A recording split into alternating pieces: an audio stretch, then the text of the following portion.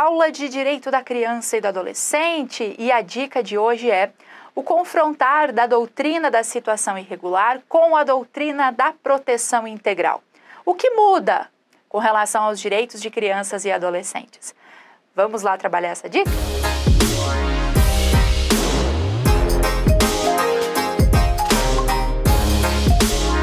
No que diz respeito à doutrina da situação irregular, pessoal, nós temos, é claro, o Código de Menores como a principal norma, o marco normativo, então, que serve como base a essa época, certo? Então, vou falar um pouquinho mais sobre esse Código de Menores com vocês, para que a gente entenda, logo na sequência, a doutrina da proteção integral e os seus reflexos dentro do ECA. Porque aquela questão da sua prova que exige a interpretação, que exige a observância do caso concreto, perguntando se o Pedrinho, a Aninha, a Mariazinha estão sendo atendidos corretamente pelos pais, pelo conselho tutelar, pelos professores. Grande parte das vezes você consegue interpretar a questão com base na principiologia. E é por isso que é tão importante a gente trabalhar os princípios. Então, nós vamos começar a partir da doutrina da situação irregular, com o marco teórico do Código de Menores, tá? Que é a nossa Lei 6697 lá de 79. O que nós vamos partir aqui, gente, é do entendimento do binômio carência-delinquência, que é o binômio que imperava ao tempo do Código de Menores, certo? O que esse binômio promove? A carência de recursos, muitas vezes de estrutura familiar, né? Famílias com vulnerabilidade econômica, traria, então, como consequência, o aumento, a majoração da situação envolvendo crianças e adolescentes como cometedores de atos infracionais. Certo? Então, qual era a intenção do Código de Menores? Era relacionar esses adolescentes, essas crianças, que muitas vezes viviam em situação de vulnerabilidade econômica mesmo, né? Com carência e insuficiência de recursos, que eram estes os maiores autores dos atos infracionais. Então, esta era a perspectiva do Código de Menores, certo? O Código de Menores, ele vige sobre a doutrina da situação irregular, onde nós vamos ter como grande intenção do Estado o afastamento de crianças e adolescentes do convívio social quando cometiam atos infracionais. Então, era uma doutrina, pessoal, que ainda que assegurasse certo assistencialismo a essas crianças e adolescentes, não os tratava como sujeitos de direito, não os tratava como alvo, foco, né, da perspectiva aí de proteção aos direitos fundamentais, ok? Outra grande preocupação do Código de Menores era enaltecer a posição centralizada das atividades do juiz de menores. Então, o juiz de menores, essa terminologia, né, que nós ainda vemos muito enraizada em grandes manuais, doutrina, falando sobre menoridade, o menor, o juiz de menores, né? Veja, as atividades envolvendo a mantença ou afastamento das crianças e adolescentes do convívio com a sua família eram monopolizadas pelo juiz. Então, quando a prof diz que a figura do juiz de menores centralizava o domínio com relação ao afastamento ou não daquele adolescente infrator, esta era a grande máxima, a grande verdade do Código de Menores. Então, nós vamos ter a centralização do poder nas mãos do juiz de menores. E aí, mais uma vez, reforçando para vocês o ranço terminológico que nós vamos manter a partir dessa questão da menoridade. Tudo advém do Código de Menores, gente. A doutrina do ECA, olha uma curiosidade, a doutrina do ECA, ela diz o seguinte: você chamar uma criança ou chamar um adolescente de menor é uma expressão, é um chamamento que desrespeita a sua condição de pessoa em desenvolvimento. Desrespeita, portanto, um princípio do ECA, que é alvo de uma outra dica da prof. Considerar crianças e adolescentes sujeitos de direito e pessoas em desenvolvimento é o que hoje nós temos a partir da doutrina da proteção integral. Mas a essa época, a época do Código de Menores, nós não tínhamos esse entendimento, ok? E é por isso que nós, como operadores do direito, precisamos combater o uso da expressão menor, menoridade. Por quê? Porque esse conjunto de expressões remete ainda a um arcabouço normativo, a um código que não mais vige, certo, gente? E ainda, além disso, digo mais, traduzindo o que a doutrina critica, né? A expressão menor, gente, remete a um adulto pequeno, a um adulto em miniatura.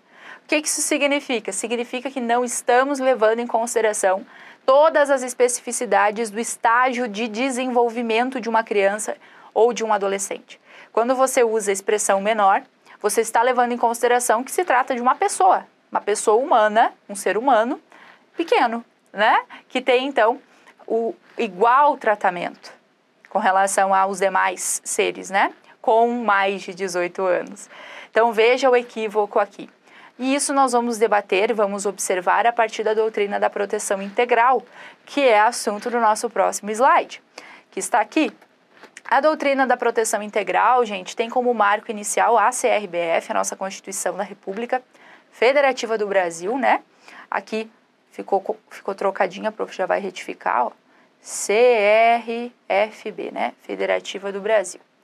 E aí, como marco paradigmático, então, vamos colocar aqui marco paradigmático do início da doutrina da proteção integral, tá bom? Galerinha, os direitos que foram assegurados a partir desse marco paradigmático. A absoluta prioridade e a ideia de que crianças são pessoas em desenvolvimento, como a prof falou agora há pouco. Então, começamos a prever o tratamento prioritário a crianças e adolescentes. A Constituição Federal é marco paradigmático que institui, vamos anotar isso inclusive, aqui ao ladinho, crianças e adolescentes são sujeitos de direitos, né? E dito isso, nós vamos observar a prioridade absoluta sendo levada ao caso concreto, para alcançar direitos fundamentais, que você já vai estudar comigo nas próximas dicas aí, né? Para levar o direito fundamental à educação, o direito fundamental à convivência familiar e comunitária, que é um direito que cai demais nas provas, né, nos exames de ordem. O que nós temos que ter como marco inicial?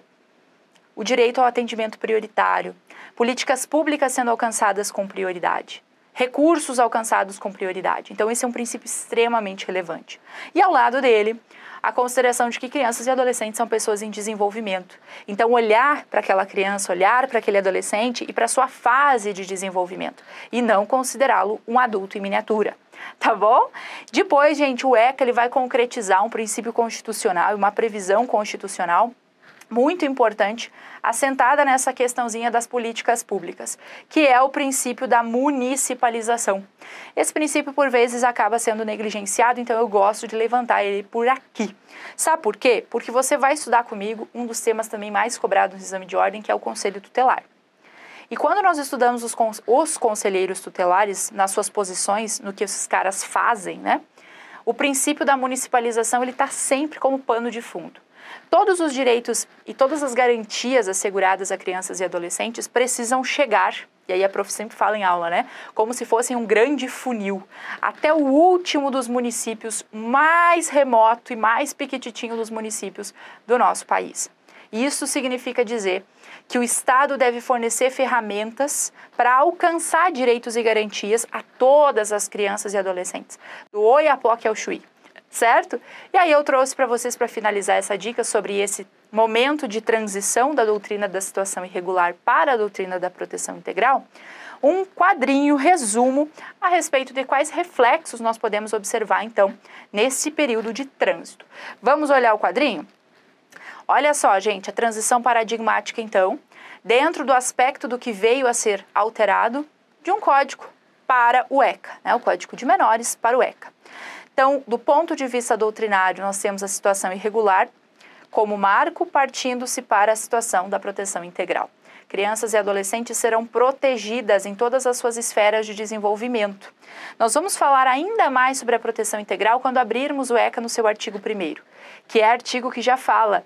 Esta é a lei, é o Estatuto das Crianças e Adolescentes, que discorre acerca de direitos e garantias, mas que sobretudo, se estabelece a partir da proteção integral.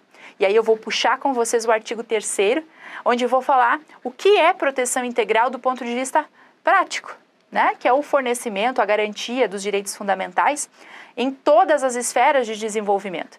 Então, esfera social, mental, moral, né? E espiritual. E aí a gente tem até um mnemônico para isso, até mesmo a sócia-faz física, daqui a pouquinho a gente fala mais sobre, né? Quer dizer, crianças e adolescentes precisam ser preservadas, protegidas em todas as suas esferas de desenvolvimento, certo? Então isso significa transição do modelo da situação irregular para o modelo da proteção integral.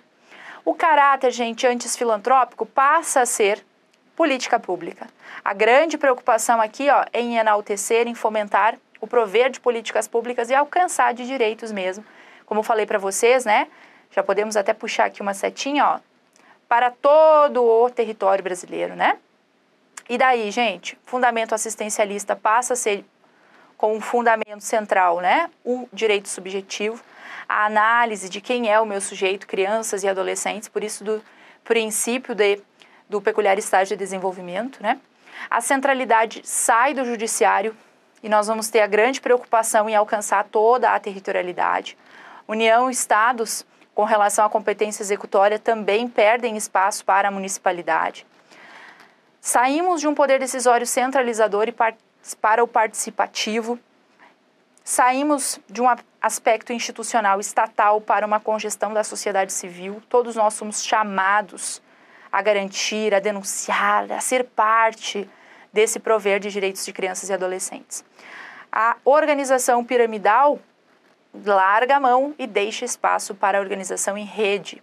E aí nós vamos ter agentes atuantes nas mais diversas áreas, inclusive nos serviços auxiliares à justiça. A gestão monocrática larga espaço, deixa também para a democrática. E este é o quadro de síntese com relação, então, à transição paradigmática.